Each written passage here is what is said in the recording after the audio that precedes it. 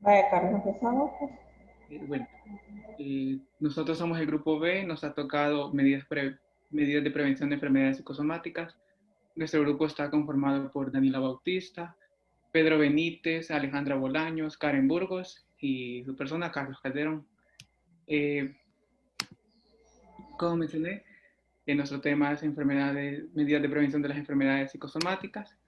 Para empezar, las enfermedades psicosomáticas, como bien se sabe, la relación de la mente sobre el cuerpo tiene un gran impacto, ya que tanto las enfermedades físicas, estas suelen presentar sintomatologías eh, mentales y las enfermedades psicológicas suelen presentar sintomatologías físicas. Entonces, estas enfermedades son aquellas que incluyen todos los problemas orgánicos cuyo origen es psicológico y se encuentran dolencias emocionales no expresadas y no consistentes. En general, una enfermedad psicosomática es una forma de expresar físicamente la tensión, el estrés, la ansiedad o determinadas emociones que no pueden liberarse o expresarse abiertamente. En sí, una enfermedad psicosomática es aquella cuando hay un desequilibrio entre la mente y el cuerpo, y esto a la larga puede provocar que disminuya el sistema inmunológico y así provocar algunos daños. En general tampoco no existe una enfermedad psicosomática concisa, sino son un conjunto de enfermedades que presentan diferentes sintomatologías. Continuando con la clasificación. En la clasificación tenemos la clasificación histórica. Freud la clasificaba clínicamente como la histeria de conversión. Esta, por el principio, era solamente para clasificar al género femenino, ya que él decía que el género femenino los trastornos se presentaban por un incidente sexual y esto lo trataba de suprimir y así que presentar otro síntoma adverso a este. Y la neurosis angustiosa, suele presentarse como periodos múltiples críticos, en múltiples manifestaciones biológicas en los pacientes. Y en el 2013, según el Manual de Diagnóstico para las Enfermedades Mentales, se clasificó por esquizofrenia y otros trastornos psicológicos. Estas se caracterizan por tener alteraciones tanto eh, mentales, alteraciones de la realidad, así como alucinaciones, trastornos de ánimo. Aquí también se incluye el trastorno de bipolaridad, ya que este tiene personas con estado y trastornos de la conducta alimentaria. Estos de los trastornos de la conducta alimentaria están bien con las personas que tienen con su apariencia corporal, ya que dependiendo cómo ellos se sientan, pueden tener atracones de comida o restringirse su comida. Eh, Continuando con los signos y síntomas. En sí, las enfermedades psicosomáticas no tienen un origen concreto, sino que son clasificadas, son enfermedades que tienen diferentes eh, indicios como la ansiedad, el estrés incluso la depresión. Entonces las diferentes sintomatologías pueden ser dolor de espalda, dolor de pecho, náuseas, mareos y vértigos, así como el dolor de piernas o brazos, síntomas neurológicos, taquicardia o dificultad para respirar, y fatiga y temblores. Como vemos, los síntomas pueden ser múltiples. Eh, Continuando con las causas, porque no tienen un origen conciso, sino que pueden presentarse causas como altos niveles de estrés, ansiedad y continuadas en el tiempo, así como un malestar anímico o permanente no expresado o solucionado, aquellas personas que tratan de suprimir sus emociones, también las personas que tienen tendencias a tristeza y a depresión, así como las personas que tienen miedo o inseguridad, también experiencias pasadas traumantes o permanentes o conflictos no expresados. Eh, las consecuencias estas pueden ser variadas, ya que estas enfermedades suelen clasificarse como enfermedades imaginarias. Los trastornos son asociados a partes específicas del cuerpo y tienen distintas reacciones psicosomáticas. Estas reacciones las podemos clasificar como reacciones cutáneas, alergias y ciertos casos de urticaria y acné, reacciones esqueléticas. Estas incluyen el dolor de espalda, calambres, artritis y reumatismo. Enfermedades respiratorias, donde se observa el asma, la bronquitis y la rinitis, reacciones sanguíneas, trastornos del aparato sanguíneo y linfático, y cardiovasculares, ataques al corazón, presión alta, migraña, las intestinales, úlceras duodenales, gastritis y estreñimiento. Como vemos, estas enfermedades pueden tener una influencia muy crónica, ya que por su difícil diagnóstico no se puede dar un tratamiento correcto y en el tiempo estas se permanecen y así van incrementando sus síntomas. Eh, con, Va, hasta ahí queda, después de consecuencias, ahorita la historia. va, que abre bulbos claros, Karen. Ahorita. Continuando con la historia, comenzamos que en el año 1818 Christian August acuñó el término psicosomático. Usualmente ese término se utilizaba más que todo para relacionarlo con enfermedades como el insomnio, la tuberculosis, la epilepsia, el cáncer. Incluso se asociaba como con pasiones sexuales. Más adelante, Sigmund Freud planteó la importancia de la aproximación del paciente desde una visión holística. Eso decía que tanto el cuerpo como la mente venían unidos. Y este fue el principal como que basó las bases de las enfermedades psicosomáticas. Más adelante, en el año 1930, vemos la necesidad de comprender este tipo de enfermedades, ¿sabes? Como la conversión histérica, que más antes mencionó mi compañero, que es como ese problema que se tuvo como una incidencia sexual. En el caso de la década de 1970, vemos que él ya enfatizó la fuente de la evidencia de las implicaciones de las emociones y las actitudes. Se decía que las enfermedades psicosomáticas eran enfermedades biopsicosociales. Y más adelante, actualmente, serían las investigaciones que las enfermedades psicosomáticas es de un enfoque multifactorial, que significa que son tanto factores internos, factores externos que pueden generar ese tipo de problemas. Bien, ahí tenemos con la historia natural de las enfermedades psicosomáticas. Comenzamos con el periodo prepatogénico, que vemos básicamente comenzando con el agente ese tipo de problemáticas como los desórdenes neurológicos, psicológicos, que a su vez provocan como una conducta anómala. De ahí tenemos el huésped principalmente como adolescentes, adultos, y los vamos a categorizar en tres partes. El grupo 1, que serían las personas como agresivas, hiperactivas. El grupo 2 van a ser las personas que son tranquilas, y el grupo 3 que van a ser pasivas. De ahí tenemos el periodo patogénico, que en el periodo de latencia, se presenta más que todo en la adolescencia y en la adultez. Los signos y síntomas vamos a tener como los dolores de cabeza, dolores de espalda, dolor articular, dolor de pecho, latido cardíaco irregular, el dolor de brazos y piernas, la fatiga, la debilidad y la disnea.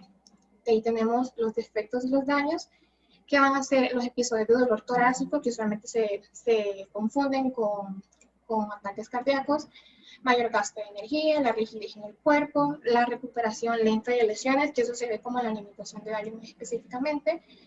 En el síndrome doloroso, la dispepsia funcional, que sería como el empacho, el trastorno del sueño y las autolesiones. Ya en estado crónico, tenemos a la demencia, las enfermedades cardiovasculares, tanto como en la piel, como la psoriasis, en el aparato respiratorio como el asma, la anorexia nerviosa, el síndrome de intestino irritable, las contracturas musculares, que a veces van a impedir ya el movimiento. Tenemos la prevención primaria, que como base tenemos la promoción de la salud, y esta va a ser la promoción de la salud mental. Eso significa de darle importancia a este tipo de gravedad de síntomas. Muchas personas no conocen que este tipo de síntomas son como enfermedades psicosomáticas. Se les tiene que informar. De ahí mantener las relaciones adecuadas en el ámbito familiar, profesional y social, que es mantener un estilo de vida saludable e informar de los efectos que estos síntomas pueden generar a una persona. De ahí tenemos la protección específica, que como atención primaria tenemos que una persona que esté mentalmente así va a psicoterapias, y tiene una buena salud mental, pues reforzarla, que aprenda a manejar este tipo de situaciones como el estrés, la capacidad de tener una flexibilidad cognitiva y emocional. Y también tenemos las técnicas de terapias cognitivo-conductuales. Mira, Karen, ¿y a qué se refieren con promoción de la salud mental? A reflejarse Promoción de la sobre salud, promoción de la salud mental. ¿Qué es?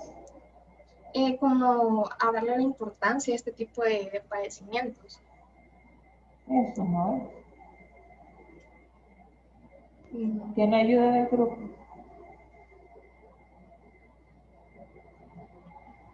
Yo, doctora, es donde mencionamos cómo se puede prevenir la enfermedad. Actividades que se puede hacer, por ejemplo. ¿O lo tienes más despacito? Pues también se podría relacionar como entornos y condiciones para que se genere una mejor salud mental. Bueno, siga. Espérenme. Bolaños, seguí tú explicando la historia natural de la enfermedad.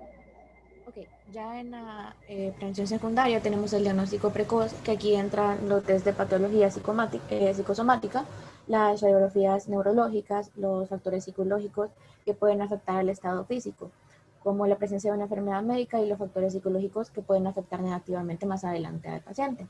Luego tenemos las enfermedades médicas y neurológicas que se pueden presentar con síntomas psiquiátricos y se debe diferenciar de los trastornos psiquiátricos. Luego tenemos el tratamiento inmediato, que aquí entran los tratamientos somáticos, que incluyen tanto fármacos como terapias electroconvulsivas y otros tratamientos que pueden estimular al cerebro. También están los tratamientos psicoterapéuticos, que incluyen la psicoterapia, tanto individual como grupal, las técnicas de terapia conductual y la hipnoterapia. Luego tenemos la limitación del daño, que aquí se mantienen los hábitos de vida sana y ayudar a evitar la aparición de este tipo de trastornos. Los estudios médicos también que puedan descartar una patología orgánica y el médico derive al paciente con el trastorno psicosomático a la consulta de un psiquiatra. Luego, por último, tenemos la prevención terciaria, que aquí tenemos la rehabilitación, que sería por medio de la psicoterapia para enseñar a la persona estrategias para afrontar los conflictos que no se han tratado, maneras para poder eh, manejar el estrés, la ansiedad y habilidades sociales. Y también una renovación de la actividad física necesaria con debido control de los ejercicios para tener una correcta rehabilitación. Siguiente. Luego tenemos los determinantes de la salud de las enfermedades psicosomáticas según la Framboise y Lalonde. Aquí tenemos la biología humana, la edad, que esto más que todo se presenta en los jóvenes y adultos jóvenes. Luego en el sexo, que se puede presentar mayormente en las mujeres. Los factores genéticos, si ellos presentan en la genética algún problema familiar, el envejecimiento, y luego tenemos el medio ambiente, la urbanización y demografía. Por ejemplo, si la persona vive en una zona conflictiva, este le puede generar una ansiedad y estrés. En el estilo de vida tenemos el estrés, las culturas y costumbres, el abuso de sustancias y las conductas sociales irresponsables. Y en el sistema sanitario tenemos la falta de capacitación y falta de accesibilidad, como por ejemplo cuando las personas no saben que muchas veces el no tratar ciertos conflictos internos pueden llevarlos a distintas sintomatologías, como en este caso las enfermedades psicosomáticas. Espérame. Este cuadro está, tendría que ser un poquito más específico a estas alturas. Por ejemplo, que me digan ustedes, sistema sanitario, falta de capacitación, capacitación de qué ustedes. Estamos hablando de una persona que se siente mal y la manera de demostrarlo es físicamente, ¿verdad? Con alguna enfermedad. Entonces tiene que ser más específico. Falta de accesibilidad a qué? A las unidades de salud, a centros de ayuda, no sé, ahí tienen que ser ustedes más específicos. Oye, sí. Siguiente. Luego tenemos los exámenes diagnósticos referenciales, y aquí para el diagnóstico de las enfermedades psicosomáticas se puede hacer mediante una serie de criterios que se indican en los manuales de diagnóstico de psiquiatría.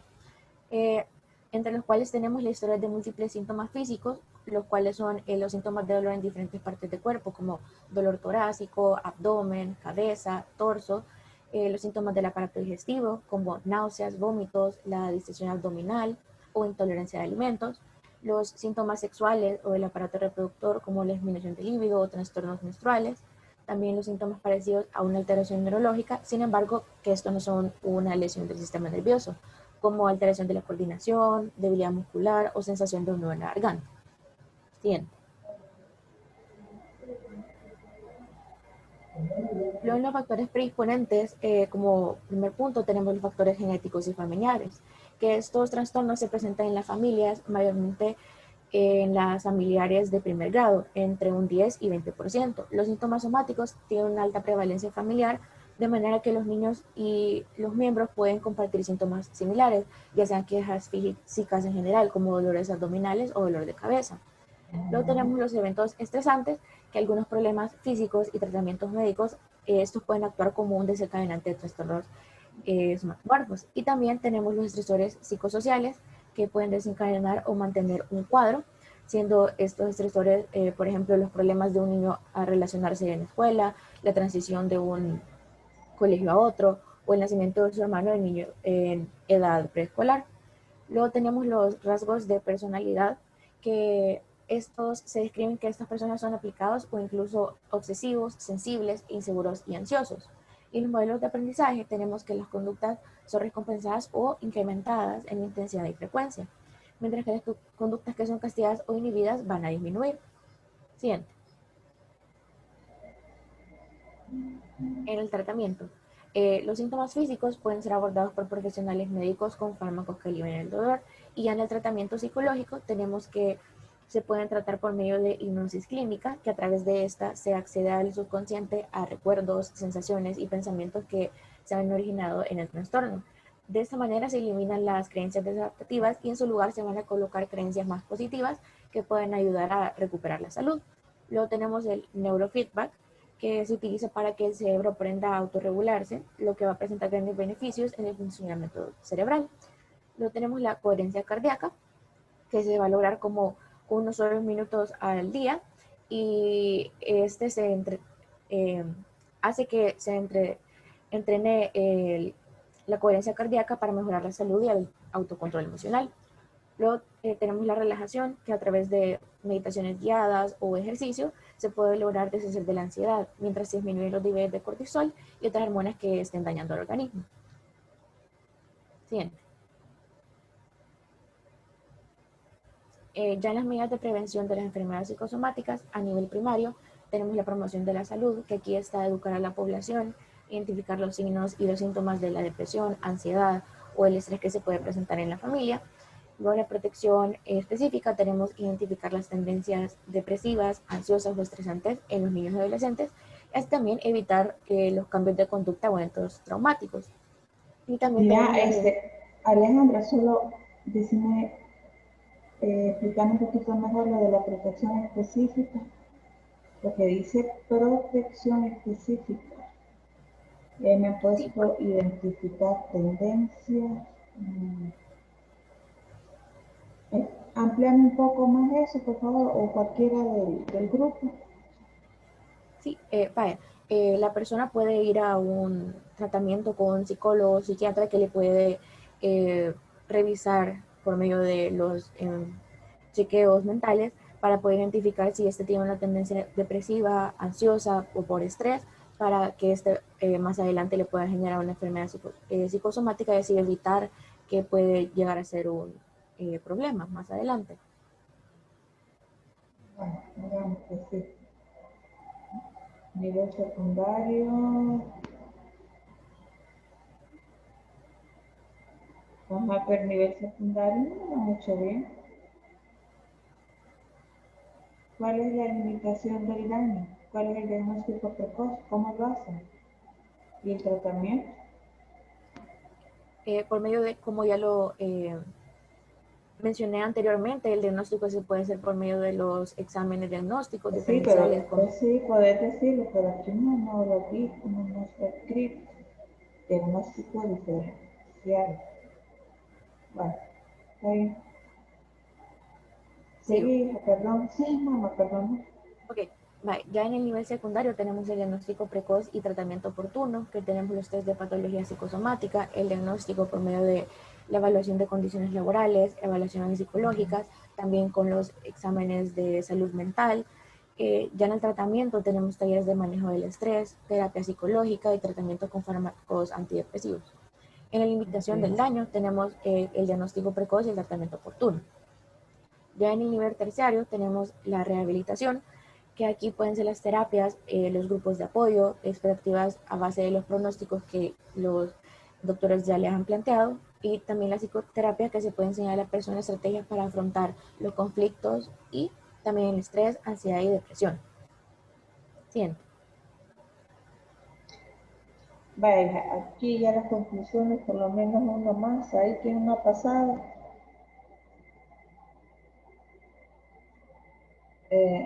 Pedro, José. Sí, sí, aquí estoy.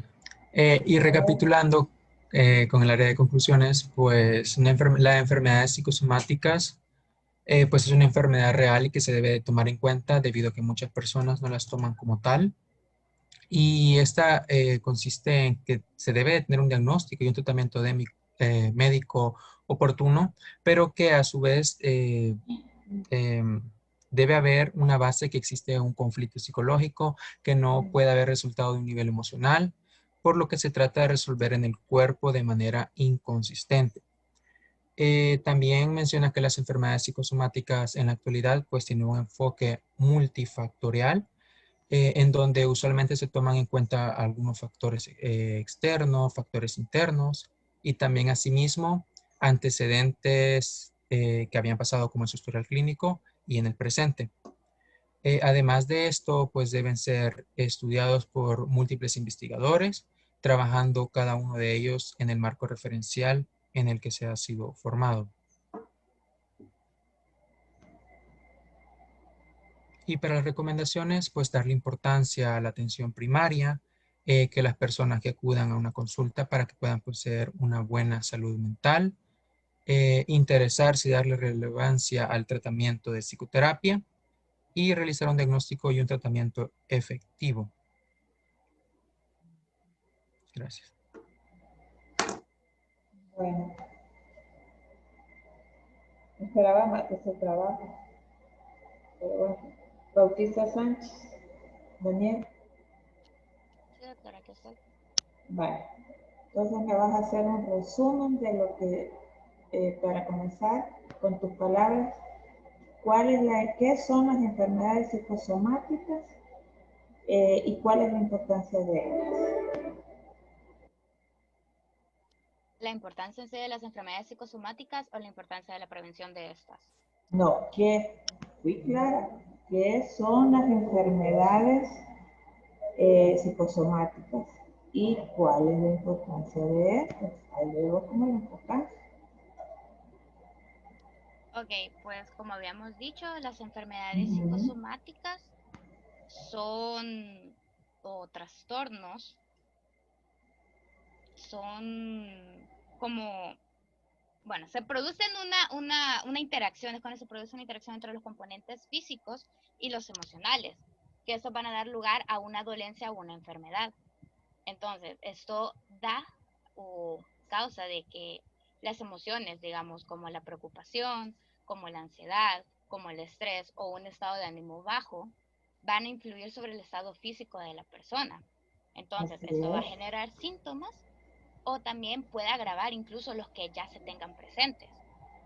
Entonces, la importancia de las enfermedades psicosomáticas, o por lo menos la importancia de tratarlas o de prevenirlas, es, como ya había comentado mis compañeros, es necesario darles la importancia que se deben, ya que son consideradas como enfermedades imaginarias. Y esto incluso puede agravar, como había dicho, enfermedades bastante graves, como por ejemplo el cáncer. Por ejemplo, se había comprobado de que en los humanos hay factores, en los trastornos psicosomáticos, factores como indirectos que pueden acelerar, por ejemplo, el estrés, que había salido que puede acelerar la evolución del cáncer vírico. Creo que usted había subido un documento sobre eso, que tocaba ese tema. Entonces, es importante como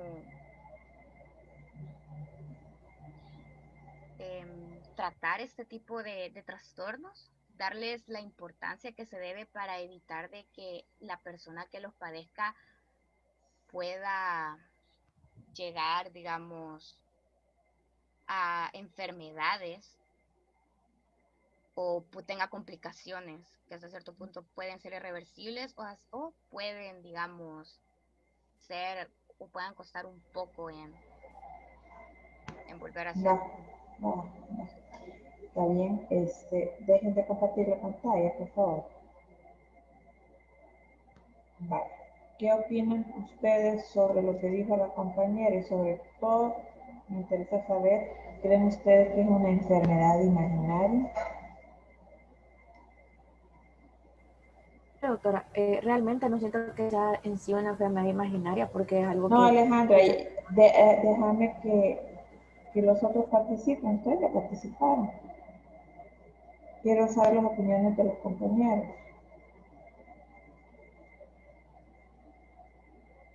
A ver.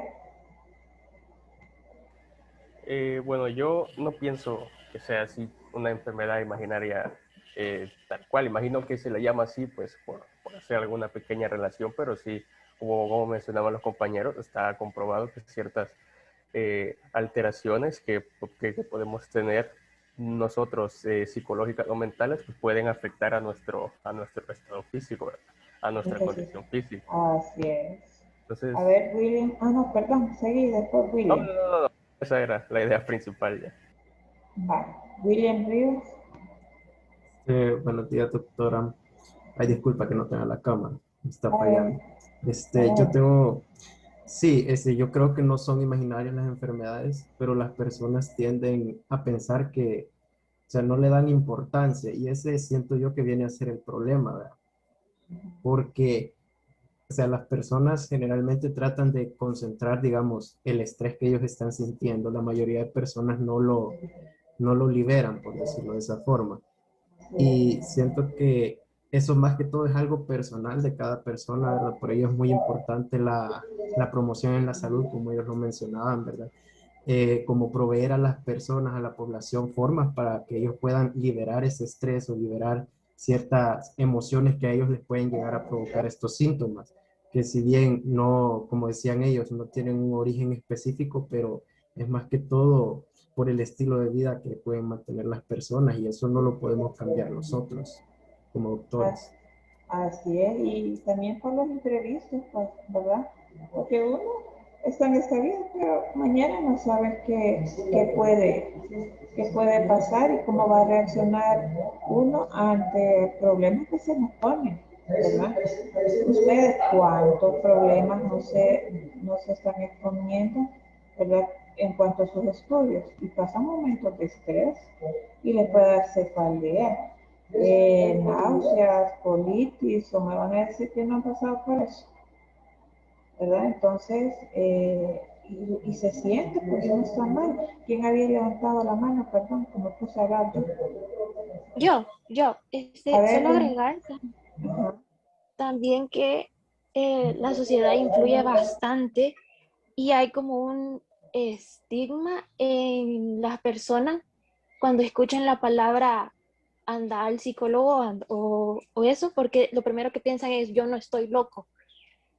Entonces, no es necesariamente que uno esté loco para ir a visitar a un psicólogo. Entonces, quizás romper como ese tabú y enseñarle a las personas la importancia sobre la salud mental y que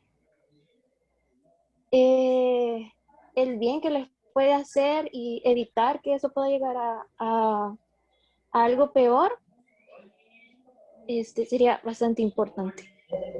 Muy bien, Jennifer. Una pregunta para los compañeros del grupo, del equipo. En cuanto a medicina preventiva, no me especificaron mucho qué actividades, y si lo hicieron, perdón, yo no, ya estaba distraída.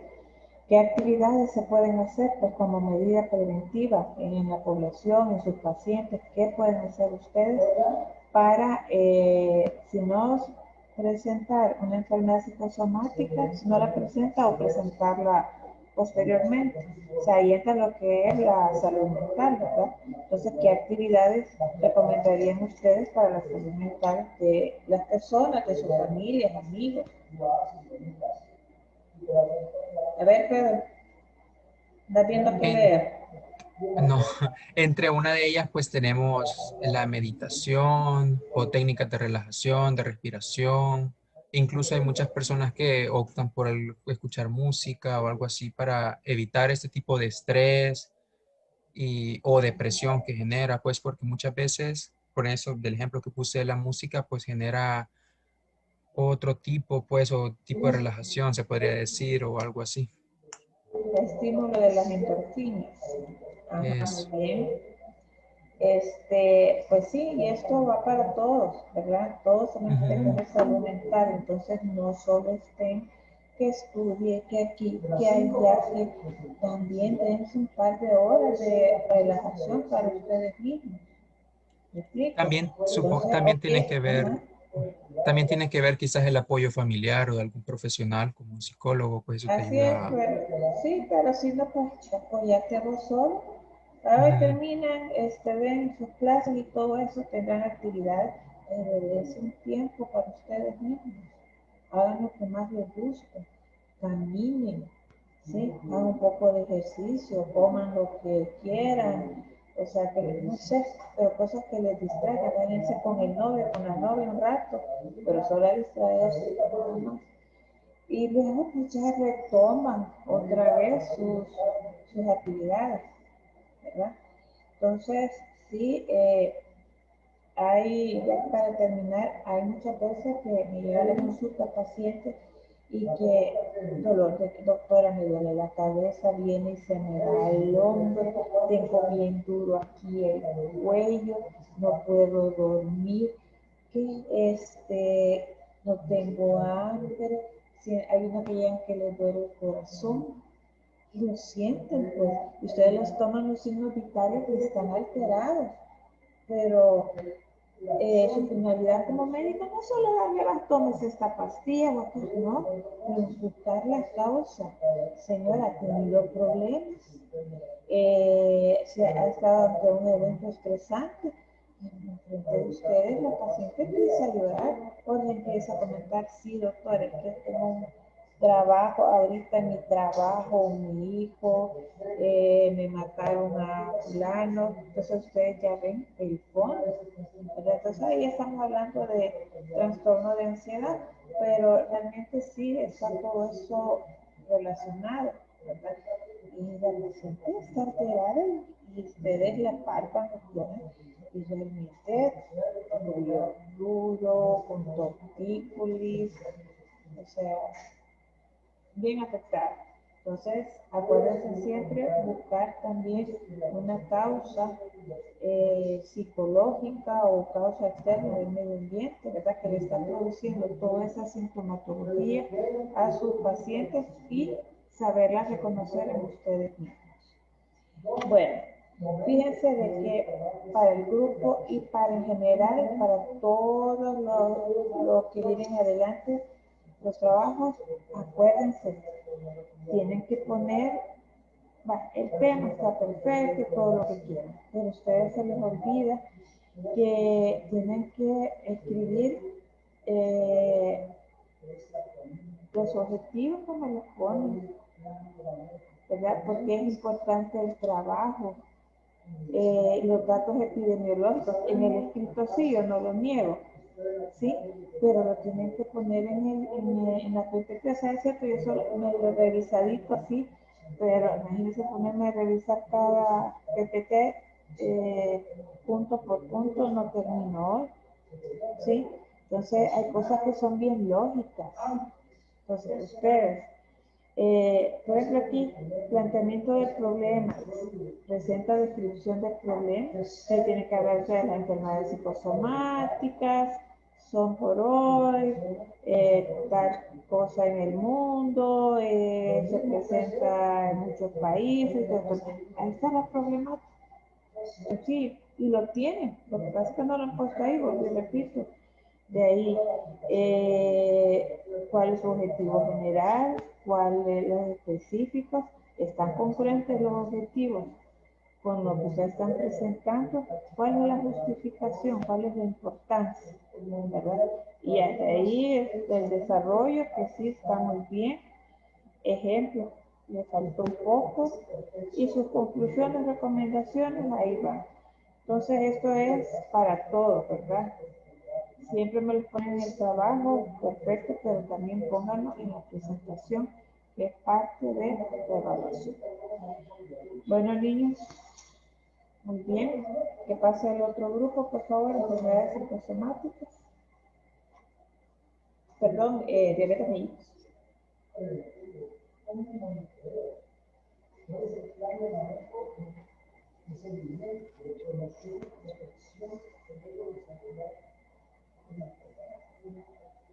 Buenos días, doctora.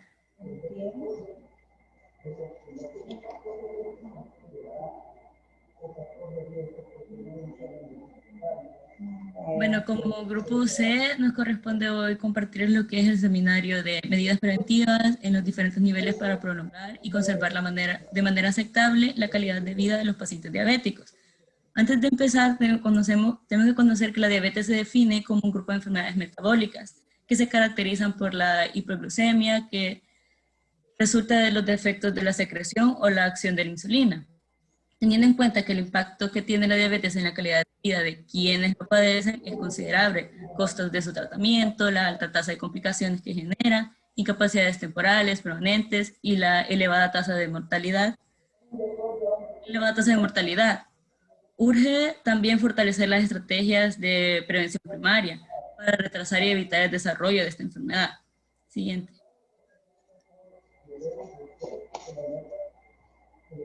Como objetivo general tenemos que vamos a realizar una revisión bibliográfica sobre las medidas de prevención para prolongar y mejorar aceptablemente la calidad de vida de los pacientes diabéticos. Como específicos tenemos enunciar la definición de la diabetes, desarrollar la historia natural de esta enfermedad, enumerar los determinantes de la salud de la diabetes y sintetizar las medidas de prevención de la enfermedad. Siguiente.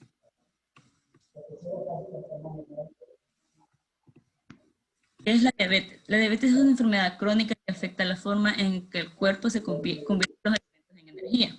La mayoría de los alimentos que se comen se convierten en glucosa, lo cual se libera en el torrente sanguíneo. El páncreas produce una hormona llamada insulina que actúa como una llave que permite que la glucosa en la sangre entre en las células del cuerpo para que éstas la usen como fuente de energía. Si una persona tiene diabetes, su cuerpo no produce una cantidad suficiente de insulina o no puede usarla adecuadamente. Cuando hay una insuficiencia de insulina o las células dejan de responder a ella, queda demasiada azúcar en el torrente. Y con el tiempo esto puede causar problemas, salud grave, como enfermedades en el corazón, pérdida de la visión y enfermedades en los riñones. Todavía no existe una cura para la diabetes, pero se puede reducir mucho el efecto que esta tiene en la calidad de vida de las personas, practicando hábitos en su estilo de vida, como una vida más saludable, no practicando el sedentarismo, y también toda esta información es sobre el manejo de la diabetes y sobre la orientación, que esta es médicamente indispensable. Siguiente.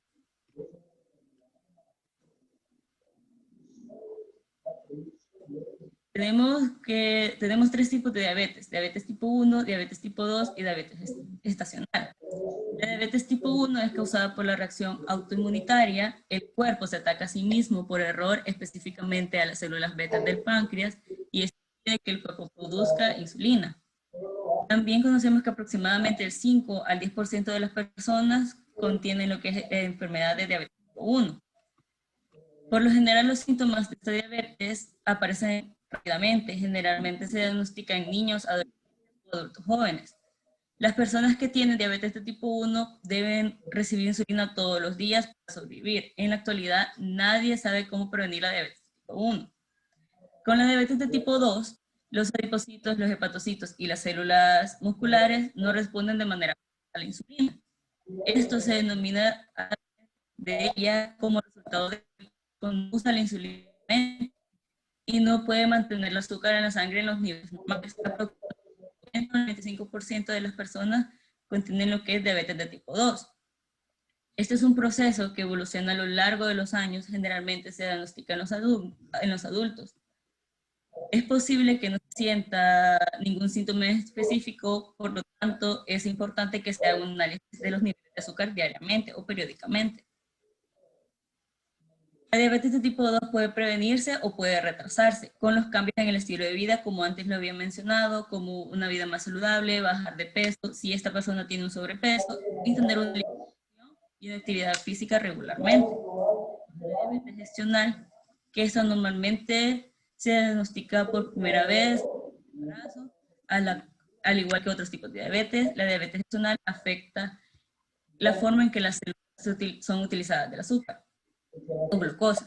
La diabetes gestional causa un alto nivel de glucosa sanguínea, como puede afectar en el embarazo. Si se tiene diabetes gestional, el bebé puede sufrir mayores riesgos y presentar complicaciones de salud. La diabetes gestional generalmente desaparece cuando ya el bebé ha nacido, pero sin embargo puede presentar tanto para la persona tanto para la madre, una diabetes a futuro o para el hijo, sufrir complicaciones de la salud más adelante. Siguiente.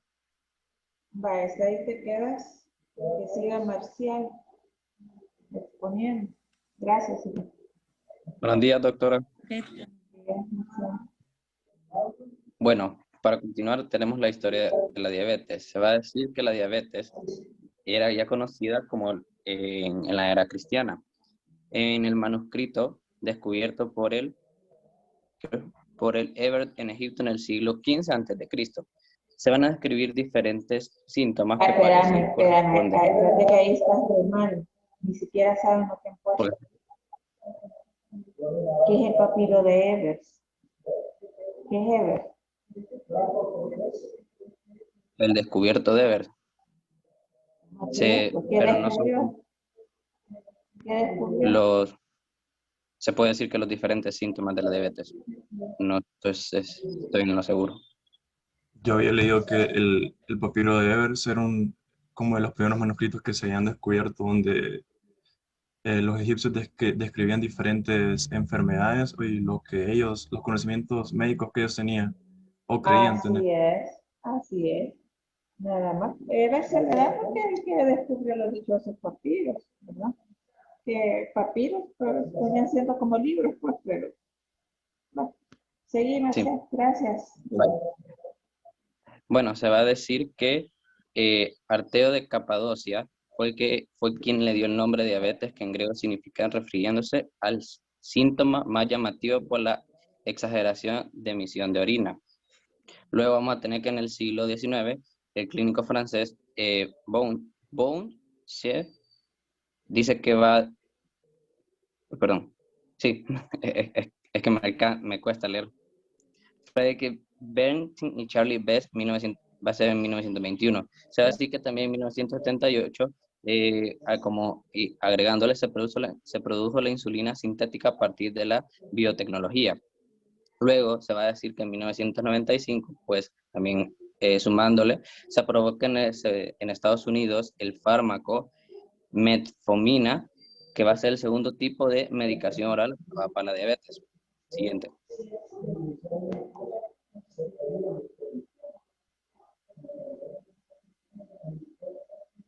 Bueno, empezando con la historia natural.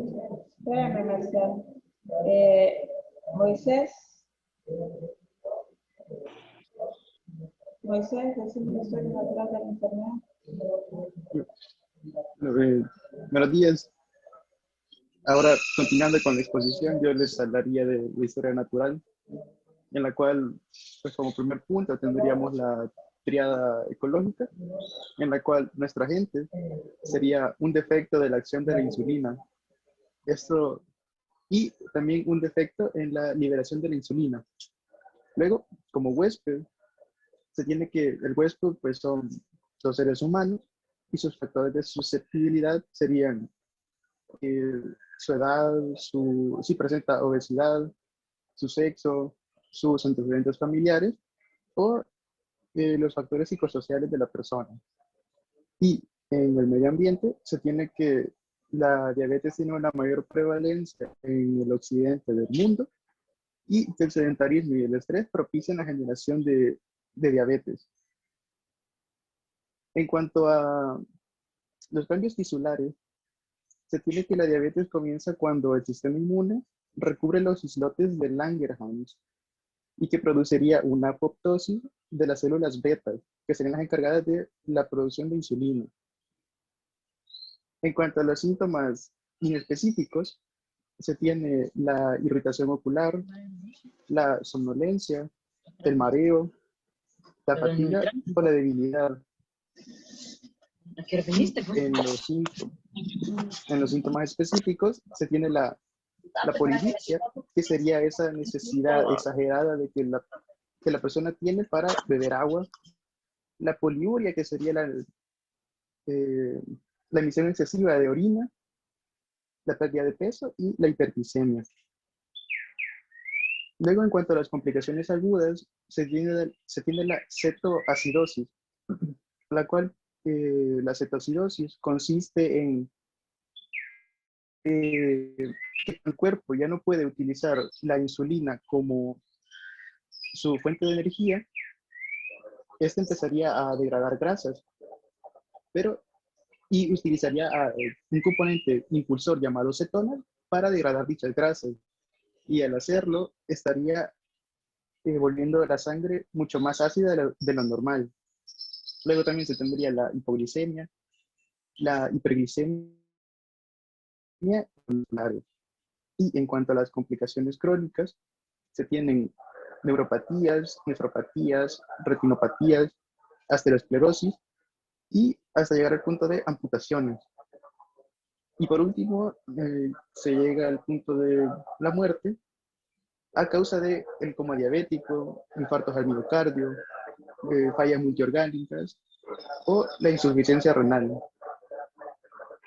Luego, en los niveles de prevención, en primer lugar tenemos la prevención primaria con la promoción a la salud, en la cual es muy importante educar al usuario en cómo llevar una dieta sana, la importancia del ejercicio y en explicarle a las personas la gravedad que implica el tener diabetes. Por tanto, la importancia de prevenir dicha enfermedad.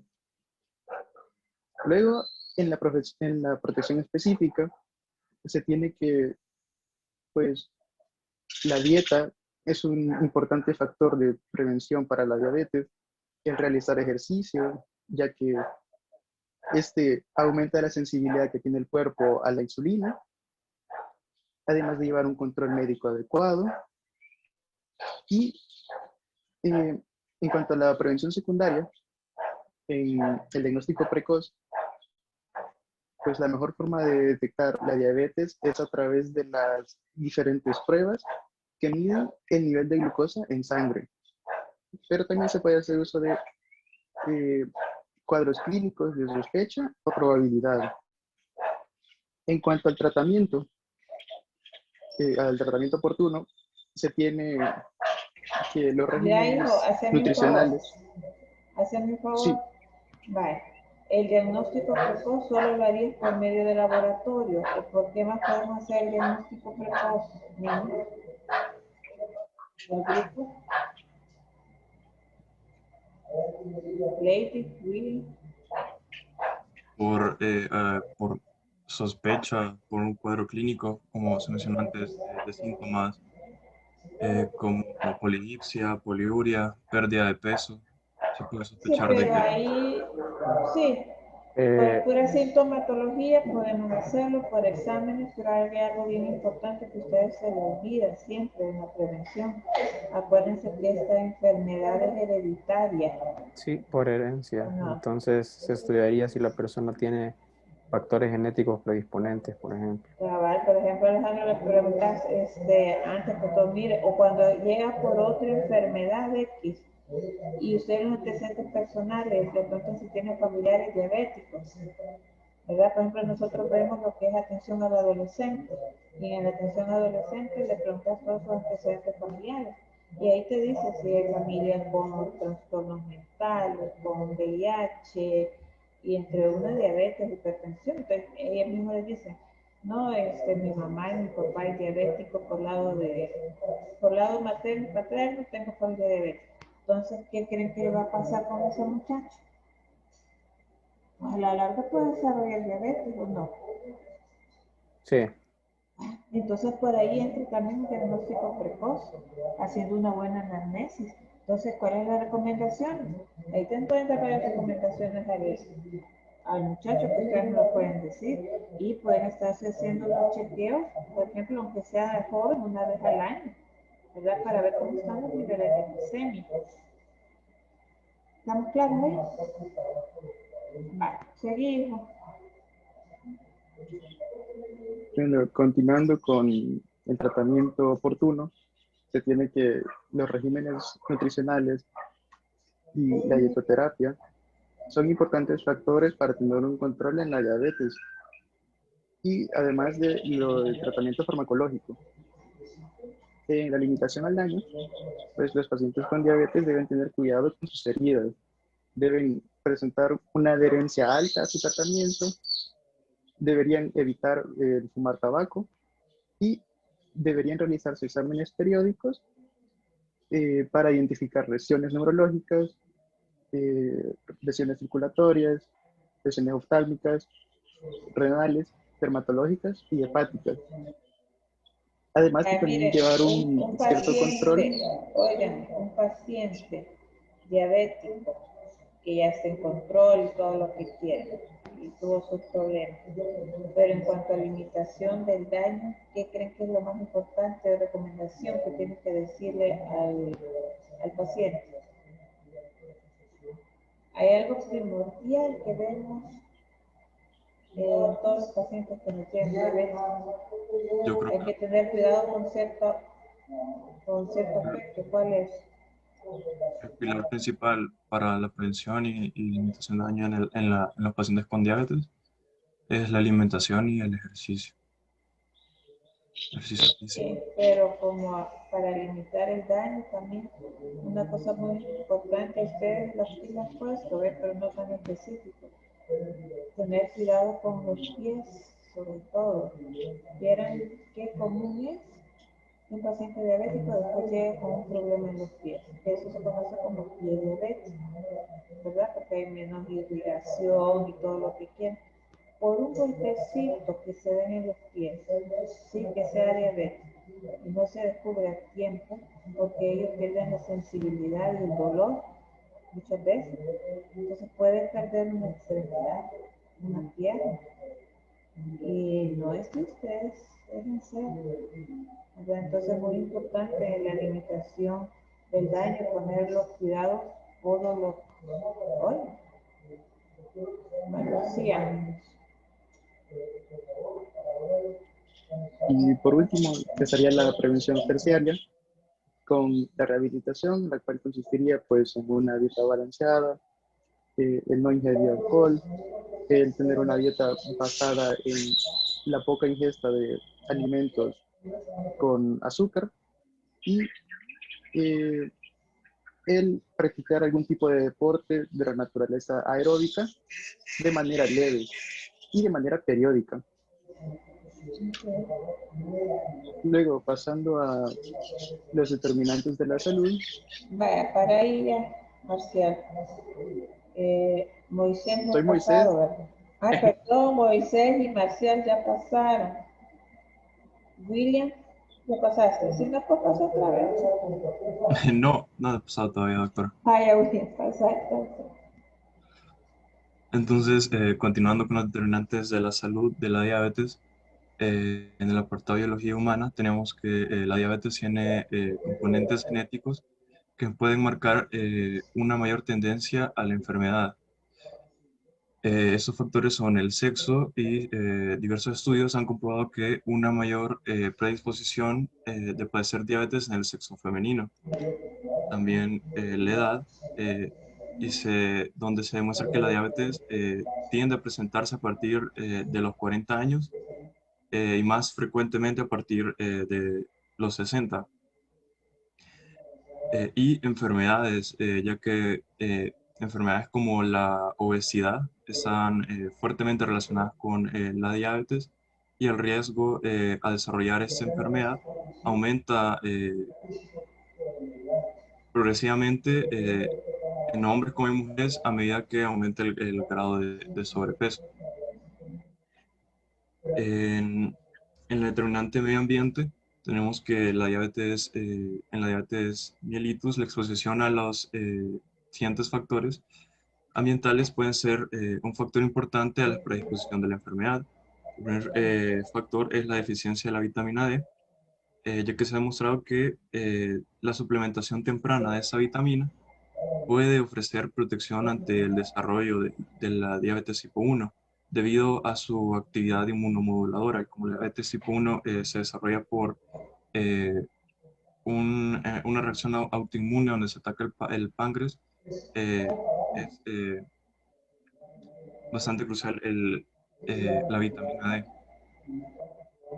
D. También la exposición limitada a microorganismos durante la infancia, donde diversos estudios han demostrado que en la diabetes tipo 1 se ha observado una relación inversa entre el número de infecciones en infancia temprana y la aparición de la enfermedad.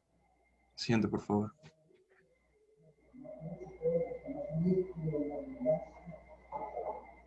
Siguiente. Ahí está. En asistencia sanitaria, tenemos que por la alta prevalencia de la enfermedad en el país, esta tiene una gran importancia en el sistema sanitario, el cual busca llevar un control sobre esas personas para mejorar sus estilos de vida y evitar que la enfermedad evolucione en otras complicaciones. En el apartado calidad, tenemos que el nivel de calidad de la salud pública, que es la que la mayoría de la población en el país tiene acceso, necesita una inversión en estructura, equipo y en el personal para poder brindar una mejor atención al paciente. En disponibilidad, debido a la gravedad de la enfermedad, el desabastecimiento de los fármacos o insulina puede causar estragos en la salud del paciente. Y en costes, este está bastante ligado a la disponibilidad, ya que cuando existen desabastecimientos de medicamentos en el sistema de salud público, el paciente le toca costearse sus medicamentos y debido a los altos precios de estos, el paciente tiende a buscar otras alternativas caseras que tienen efectividad o si la tienen es poca, agravando su estado de salud. En estilo de vida, se ha comprobado que el estilo de vida tiene una gran influencia en la predisposición del paciente a padecer diabetes. Estos factores pueden ser, como mencionamos antes, la dieta, y ya que la alimentación es de los principales pilares para padecer diabetes. La Así alta es. ingesta de alimentos procesados como carbohidratos, acompañado de una dieta desbalanceada, puede llegar a ser un factor principal para desarrollar diabetes. También una vida sedentaria puede ser un gran desencadenante a padecer diabetes y va dentro del estilo de vida. Y se ha demostrado que mantener actividad física regular reduce hasta en un 50% las probabilidades de padecer diabetes y enfermedades cardiovasculares. Y por último, el tabaquismo, donde estudios han comprobado que dejar de fumar disminuye las complicaciones macro y microvasculares de la diabetes. Siguiente.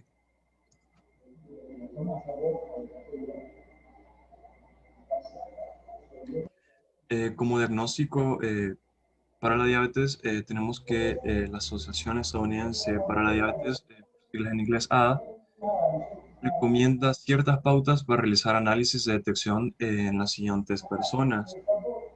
En cualquier persona con un índice de masa corporal superior a 25 y que presente otros factores de riesgo adicionales como una presión arterial alta, niveles anormales de colesterol, un estilo de vida sedentario, antecedentes de síndrome de ovario poliquístico, enfermedad cardíaca o que tenga parientes cercanos con diabetes. También se aconseja a personas mayores de 45 años a realizarse exámenes de detección de glucosa en sangre y después, si los resultados son normales, hacer controles cada 3 años. También en mujeres que han tenido diabetes gestacional, se les recomienda que se realicen pruebas de detección de diabetes cada 3 años. Y por último, en cualquier persona que haya sido diagnosticada con prediabetes, se aconseja que se realicen pruebas todos los años. Siguiente, por favor.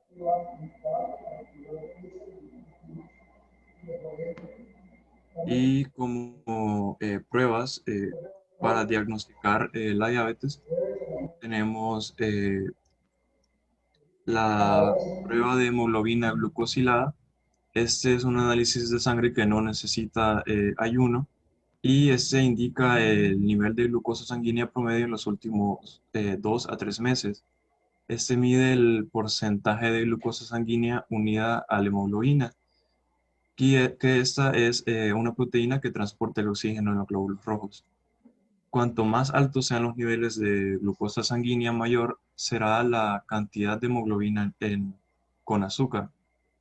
Un nivel del 6.5% o más en 2 pruebas de hemoglobina glucosilada separadas indican que el paciente tiene diabetes. Y un nivel entre el 5.7 y el 6.4 en estas pruebas indican prediabetes y un valor por debajo del 5.7 se considera normal. Como siguiente examen tenemos el examen aleatorio de glucosa sanguínea y se toman muestras de sangre en un horario al azar, independientemente de la última vez que el paciente comió, y un nivel de glucosa sanguínea de 200 miligramos por decilitro o más sugiere diabetes. Luego tenemos el examen de glucemia en ayunas, donde se toma una muestra de sangre después de una noche de ayuno y un nivel de glucosa de 100 miligramos sobre decilitros es normal. Un nivel de glucosa entre 100 y 125 se considera prediabetes y si es de 126 o mayor se considera que el paciente tiene diabetes. También examen de tolerancia oral a la glucosa. Para esta prueba se requiere que el paciente llegue en ayuno durante la noche y luego se mide el nivel de glucosa sanguínea y después se pide que el paciente beba líquido azucarado y se vuelve a medir el nivel de glucosa sanguínea en las siguientes 2 horas. Niveles de glucosa inferiores a 140 miligramos sobre decilitros se consideran normal. Valores de 200 miligramos sobre decilitros después de 2 horas indican diabetes y un resultado entre 140 y 199 indican prediabetes. También existen los exámenes de orina y estos se utilizan cuando existen sospechas de pacientes con diabetes de tipo 1 y se utilizan para detectar la presencia de subproducto que se produce al utilizarse el tejido muscular y adiposo como fuentes de energía porque el organismo no cuenta con insulina suficiente como para usar la glucosa disponible. Este subproducto es las cetonas y es el que se busca encontrar en la orina cuando se sospecha que un paciente padece de la diabetes tipo 1. Siguiente, por favor. Como tratamientos para la diabetes, tenemos que para todos los tipos de diabetes se recomienda mantener un peso saludable a través de una dieta saludable y el ejercicio diario. Eh, la alimentación, en el apartado de alimentación saludable, tenemos que no existe en realidad una dieta específica para diabéticos. Lo que se recomienda es seguir una dieta con bastantes frutas y verduras, proteínas magras, granos integrales y alimentos que son nutritivos y ricos en fibras y con bajo contenido de grasas y calorías. También reducir el consumo de grasas saturadas, hidratos de carbonos y productos y azúcares refinados. En actividad física se recomienda a los pacientes diabéticos a practicar diferentes deportes el ejercicio disminuye el nivel de glucosa en la sangre porque transporta el azúcar, la glucosa a las células, donde se utiliza para producir energía. El ejercicio también aumenta la sensibilidad de las células a la insulina, lo que significa que el organismo necesita menos insulina para transportar la glucosa a las células.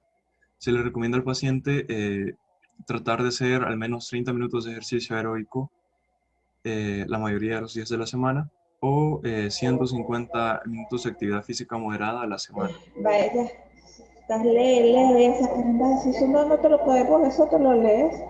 Quítalo, te hago preguntas y no vas a saber contestarme. ¿De quién falta? Pasan la diapositiva. Va, seguir con el tratamiento, pero ya más, no sin tanto leer. Decime las conclusiones y recomendaciones. Ok. Pasar la diapo. Ahí está bien. Conclusiones. La calidad de vida se ve afectada por el impacto del tratamiento, por la persistencia de los síntomas y las dificultades para realizar cambios en el estilo de vida. Prácticamente la diabetes se puede exacerbar, por así decirlo, por el comportamiento de la misma persona, porque muchas veces a una persona se le diagnostica diabetes y hace caso omiso a las recomendaciones que se le dan. Por ejemplo, había un estudio que decía que del 100% de las personas diagnosticadas con diabetes, aproximadamente el 60% era el que cumplía con sus tratamientos al pie de la letra. El otro 40%, no sé si por accesibilidad o por simple descuido, no ponían en práctica el 100% los hábitos y las recomendaciones dadas, y eso producía una exacerbación a largo plazo de su enfermedad. La implementación de programas de prevención son efectivos en combatir incidencia de diabetes y en producir cambios positivos en el estilo de vida de aquellas personas que tienen la enfermedad. Esto es muy importante porque aproximadamente en El Salvador 427.875 personas tienen diabetes. Y de esto aproximadamente 1 de cada 5 personas no sabe que la tiene. Y muchas veces las personas no tienen ni siquiera idea de cómo, prácticamente pueden solo conocer el término. Entonces es muy importante realizar campañas, implementación de programas para que las personas conozcan el riesgo y puedan darle la importancia que se tiene. Y la poca información que manejan los individuos acerca de su condición influye de manera negativa e imposibilitan la capacidad de que ellos asuman un rol positivo en el autocuidado de la enfermedad. También es importante porque básicamente el enfermo de diabetes tiene que ser, por así decirlo, autodidacta, porque de él va a depender el progreso a corto plazo, a mediano plazo y a largo plazo de su enfermedad. Tiene que seguir las recomendaciones prácticamente al pie de la letra, ya que, por ejemplo, un gran porcentaje de las personas con prediabetes siempre van a desarrollar diabetes por el simple hecho de que no le dieron la importancia que se debía, ya que la prediabetes sí es reversible. Siguiente.